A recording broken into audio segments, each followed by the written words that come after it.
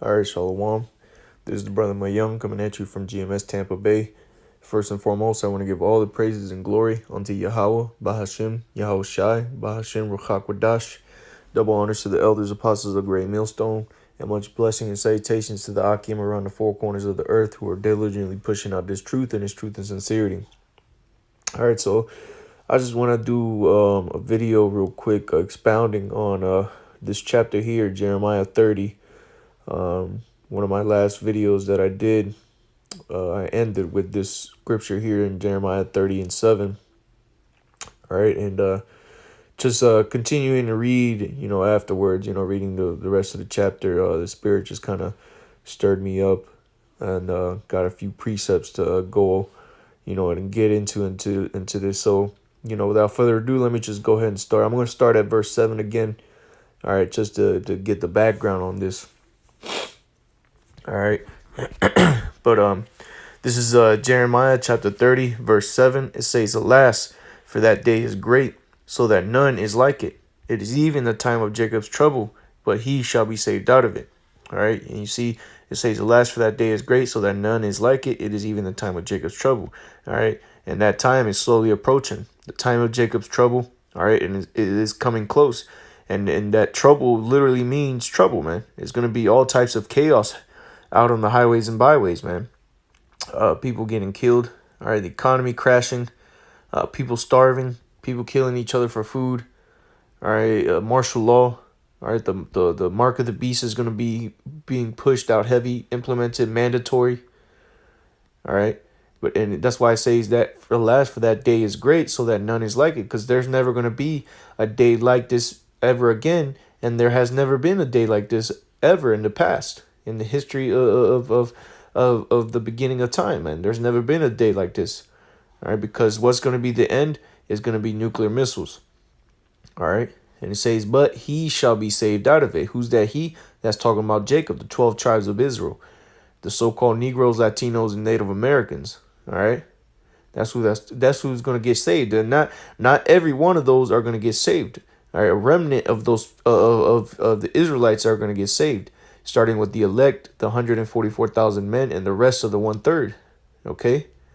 It says, verse 8, "For it shall come to pass in that day, saith the Lord of hosts, that I will break his yoke from off thy neck, and will burst thy bonds, and strangers shall no more serve themselves of him."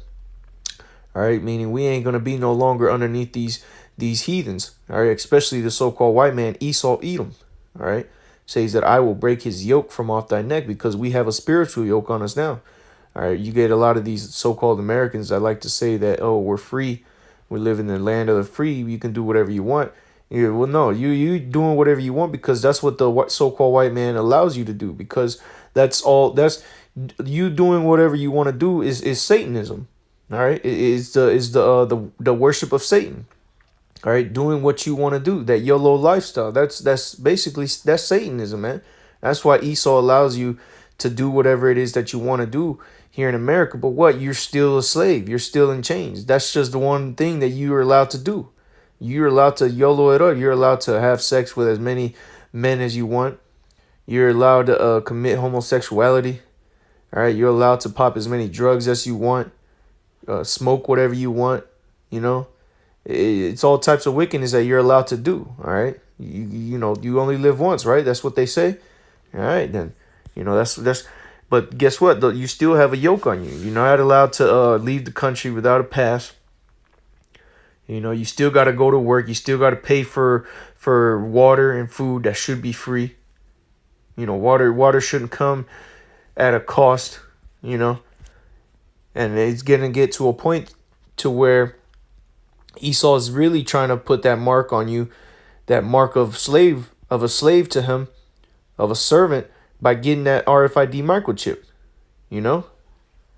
which, you get these bozos out here all right, that want to come up with all these different ideas about what the mark of the beast is, but none of them are correct. None of them have an understanding.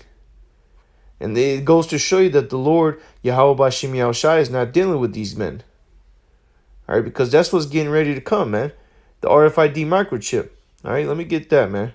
Spirit kind of changing it up a little bit, But you get these these morons out here, right? That want to come up with their own philosophy, their own doctrine of what this RFID microchip, man. Well, let's get into it. All right. Matter of fact, let me get into the blue letter. Oh, it's a lock. Let me get into the blue letter there so we can get into some words, man. All right.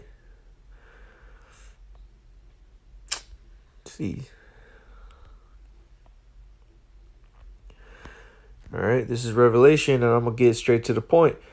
Revelation 13 and verse 5, and he had power to give life unto the image of the beast, that the image of the beast should both speak and cause that as many would not worship the image of the beast should be killed. And that's right, man, because here it is. Esau is going to be pushing this system, all right, that system of the Roman Empire. All right, that's what he's his philosophies, that's what he's pushing out here, man. And if you don't want to bow down and worship his way, then you're going to be killed, man. All right. And verse 16, and he causes all, both small and great, rich and poor, free and bond.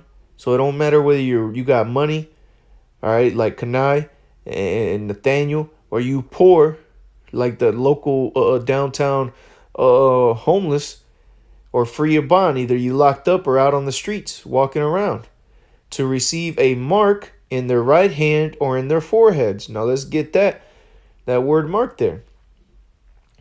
All right, because hey man, this is simple to those that is simple to. Okay, and it goes to show you that the Lord is not dealing with everybody, man. All right, and let's see this. This is the word mark there in the Greek. It says charagma, and it says a stamp and imprinted mark. All right. It says of the mark stamped on the forehead or the right hand as the badge of the followers of the Antichrist. All right, which that's going off there because there's not just one Antichrist. All right, but it said a stamp and imprinted mark. Now, how if charagma, because that's the word there in the Greek, if charagma is spiritual, then how is it an imprinted mark? How is it a stamp? Okay. Look, let's go down here to the Strong's definition. It says a scratch or etching, stamp as a badge of servitude, or sculpted figure, graven mark. All right. So now it said stamp as a badge of servitude, right? So let's see if a stamp, a badge of servitude. All right. Let's see if that stamp is something that's spiritual. All right. Bear with me, Akim.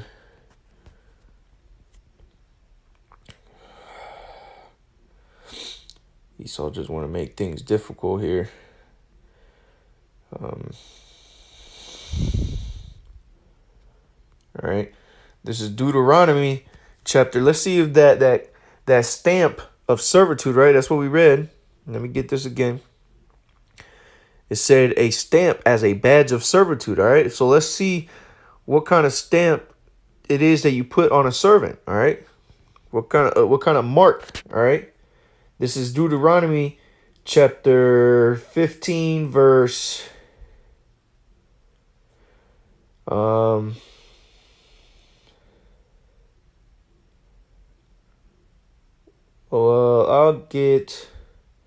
just start at 12, and it says, and if thy brother a Hebrew man or a Hebrew woman be sold unto thee and serve thee 6 years, then in the 7th year thou shalt let him go free from thee.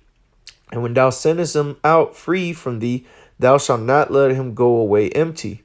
Thou shalt furnish him liberally out of thy flock and out of thy floor and out of thy winepress, of that wherewith the Lord thy God hath blessed thee, thou shalt give unto him. Verse 15, and thou shalt remember that thou wast a bondman in the land of Egypt, and the Lord thy God redeemed thee. Therefore I command thee this thing to this day.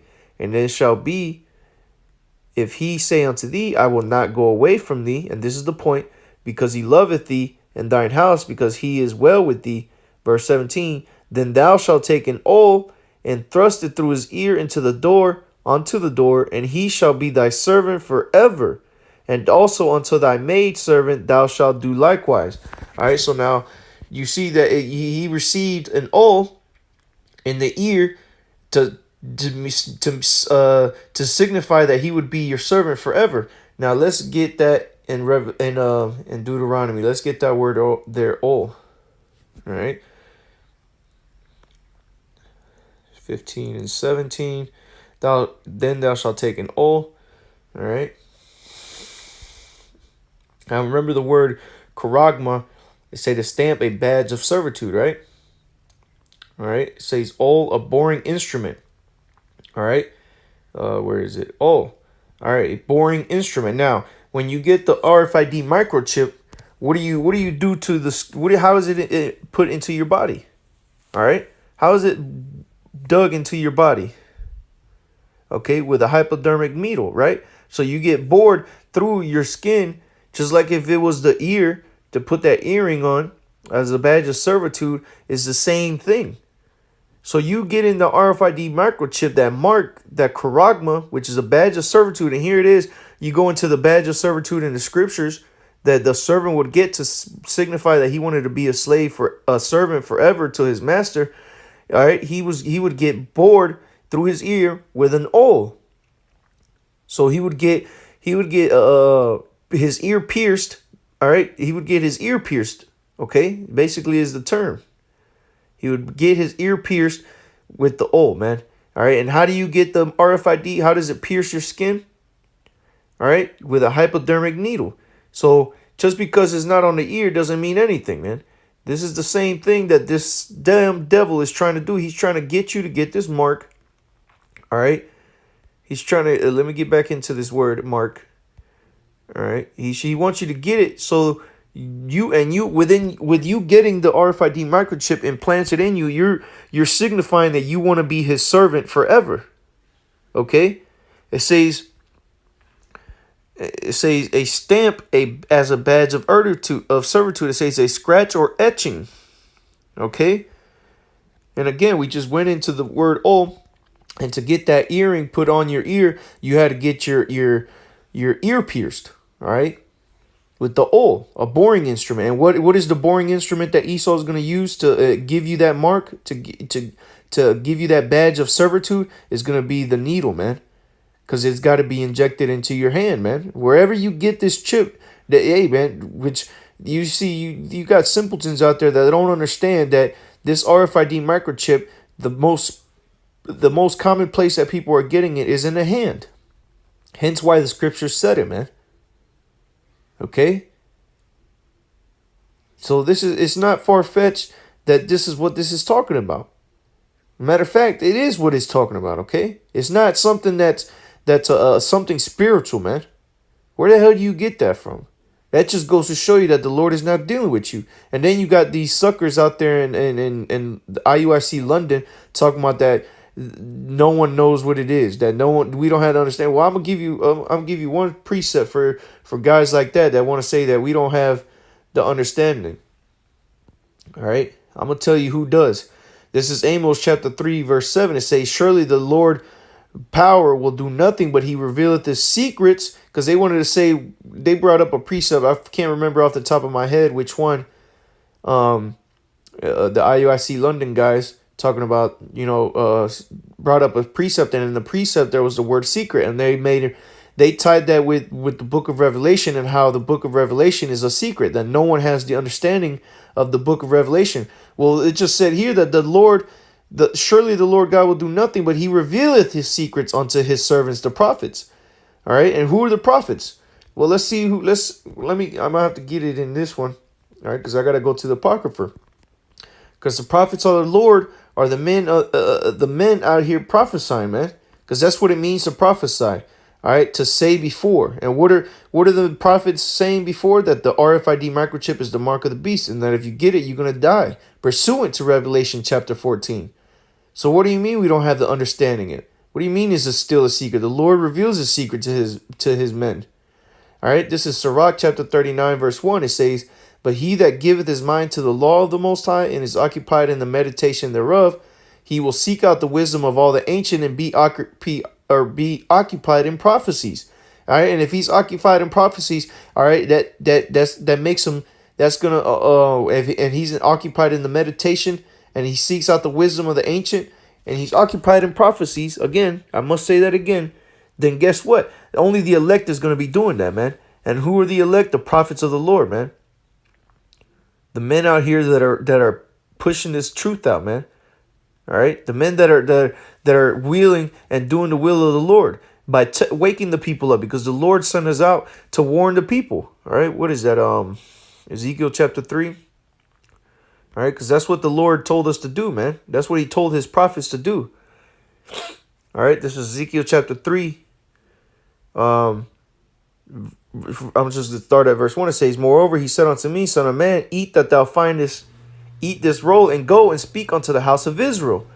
All right, so what? We have to eat this roll, which that roll is signifying this book, the scriptures. All right, meaning the old, new, and apocrypha. And we have to eat it all up, meaning we have to get the knowledge, wisdom, and understanding of it, and then we got to go and speak unto the house of Israel. So what is this guy? What are these guys talking about that we don't have the understanding of the book of Revelation? Talking about seek not what is above thee. Man, the Lord revealed this to His prophets, man. So what do you mean? The prophets have the understanding, but you see, that's why these men say these things, and that's why you get men out there that say that the mark of the beast is Christianity. That the mark of the beast is a funny one I heard is a white women. I heard that was apparently someone saying that's the mark of the beast. A mark of the beast is an embargo. The mark of the beast is spiritual. See, those guys don't have the understanding because those are not the prophets of the Lord. And because the Lord, if they were prophets of the Lord, they would know they would have the understanding that the mark of the beast is talking about the RFID microchip.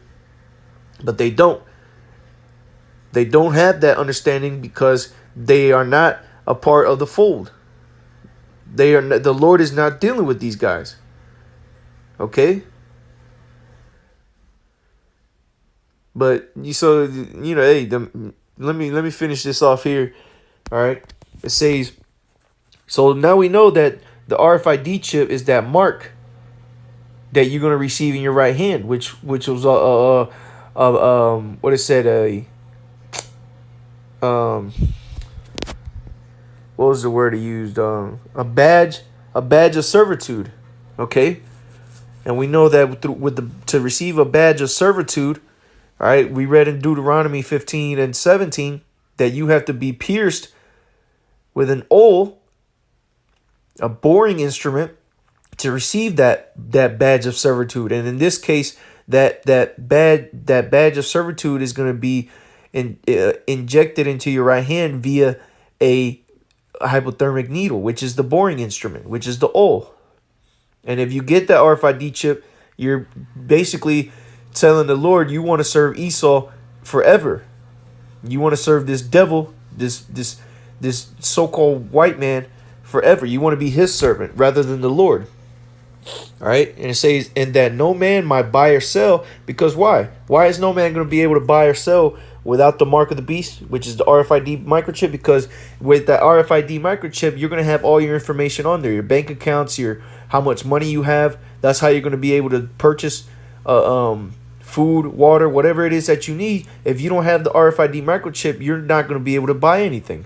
All right, just not yesterday, the day before, I went to the gas station and I didn't even have to go inside the gas station, man. I just paid at the pump with my phone. You just put the phone up to the machine and it clicked and it took the money out, man. So you see that Esau's setting everything up for the RFID microchip to be implemented. It's just a matter of time. And guess what? Hey, we're there, man. We're right there. All right, this RFID microchip's already out. All right, you got companies in UK making it mandatory for employees to receive that mark for security clearance, for all types of things. All right, you have people in China getting the mark. All right, you have people in Sweden getting the mark, talking about that it's more convenient. You see, so Esau is gearing things up, and you have people out here who are not watching, who are not understanding because the understanding was not given unto them. All right, well, let me get that real quick before I continue, because they don't understand why. We're going to read why. Oh, it's a lot. Oh. This is Daniel chapter 12, verse 10. It says, many shall be purified and made white and tried. All right, and in that many, it's talking about the elect. Because those are the men that are being purified and they're going to be made white, meaning they're going to be made pure and tried. And guess what? We're being tried now. That's why the men of the Lord, we're going through so much things, man. because the Lord is trying us now. All right, it says, but what? The wicked shall do wickedly, and none of the wicked shall understand, but the wise shall understand. So you want to know why you don't have the understanding of the mark of the beast? And you want to call it something spiritual, or say that no man has the understanding of what it is? That's because you're the wicked. All right? That's why. Okay? And if you don't get right, the Most High is going to put you to death. All right? So let's go back to this Revelation. All right? Say verse 17. Revelation 13, verse 17, it says, and that no man might buy or sell, save he that had the mark, or the name of the beast, or the number of his name. All right, and you see? So if you don't have this mark, if you don't get this RFID microchip, you're not going to be able to buy anything. You're not going to be able to buy your nagging wife some clothes for the kids, and some food for her and the kids. And, you ain't going to be able to do any of that, man. You're going to starve out here if you don't have that. If the Lord ain't with you, man. All right, but let's read what's going to happen to you if you do get the chip. This is Revelation chapter 14, verse 9. And the third angel followed them, saying with a loud voice, if any man worship the beast and his image, and receive his mark in his forehead or in his hand. So if you get that RFID chip, the same shall drink of the wine of the wrath of the Most High, which is poured out without mixture into the cup of his indignation. And he shall be tormented with fire and brimstone, meaning the nuclear missiles, in the presence of the holy angels and in the presence of the Lamb. All right, because while the elect is beamed up in them UFOs, them so-called UFOs, the chariots of the Lord, we're going to be looking down on you alongside with Yahweh Shai and the angels, and we're going to be looking down at you while you burn, man. All right, because that's that cup that's going to get poured out without mixture, man. The nuclear missiles, okay? All right, so that's what's going to happen if you get the RFID chip, man. All right, but with that, Lord willing, you brothers are edified through the spirit and power of Yahweh Ba'Hashem, Yahweh Shai, Ba'Hashem Ruchak Wadash. I know the spirit kind of changed up the lesson there a little bit, but Lord willing, I go back and I go ahead and finish that. But hey, the Lord is been on that spirit of the Lord has been heavy on the microchip. So hey, the spirit just came out. The spirit just led me to do this lesson on the RFID microchip. But with that, until next time, brothers, I say shalom.